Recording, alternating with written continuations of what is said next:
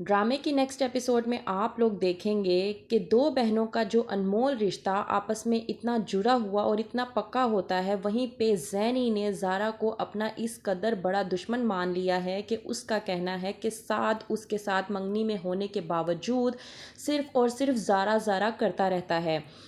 اس کا کہنا یہ بھی ہے کہ زارا کی وجہ سے اس کا اور سعد کا رشتہ خراب ہونے کے قریب میں ہے، اور یہاں تک کہ زینی نے زارا کو اپنا اتنا بڑا دشمن مان لیا ہے کہ وہ اب اس کی شکل بھی دیکھنا پسند نہیں کرتی۔ آتا ہے سعد زینی سے ملنے کے لیے، لیکن جب زینی سعد کو دیکھتی ہے تو وہیں پر سعد کو دیکھتے ساتھ کہہ دیتی ہے کہ تم یہاں اس گھر میں جس سے ملنے کے لیے آئے ہو وہ یہاں پر نہیں بلکہ اپنے کمرے میں موجود ہے، تو تم میرے کمرے میں آخرکار کیا کر رہے ہو؟ وہیں پر سعد زینی سے کہتا ہے کہ تم آخرکار ایسی باتیں کیوں کرتی ہو، تمہارا کیا مسئلہ ہے؟ زارا میری بیسٹ فرینڈ ہے اور میں اس کے خلاف کوئی بھی بات سننے کو تیار بالکل بھی نہیں ہوں۔ اس بات سے زینی کو اور بھی زیادہ غصہ آ جاتا ہے۔ ملتی ہے زارا کی ماں سعد سے اور کہتی ہے کہ بہت سی باتیں ہو رہی ہیں تمہارے ادھر آنے کی وجہ سے، اور ویسے بھی جب کوئی بات باہر ہوتی ہے تو وہ گھر تک پہنچنے میں دیر نہیں کرتی، اور بہت سی باتیں ایسی ہیں جو ہمارے گھر میں بھی موجود ہو رہی ہیں، جو ہمارے گھر میں بھی آ رہی ہیں، اور ان باتوں کو سن کر میں بھی بہت ڈسٹرب ہوں اور میری بیٹیاں بھی بہت زیادہ ڈسٹرب ہیں۔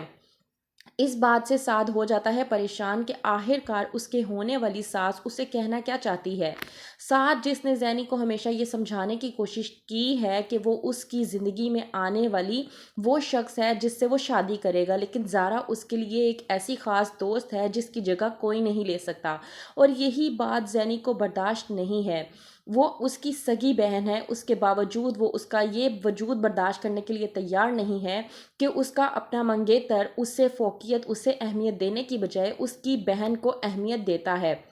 وہ جب بھی آتا ہے صرف اور صرف زارا کے بارے میں ہی پوچھتا ہے اور اس کے دکھ کو ہی ڈسکس کرتا ہے، جس کی وجہ سے زینی پوری طرح سے سعد سے بدظن ہو چکی ہے۔ دوسری طرف سارا کی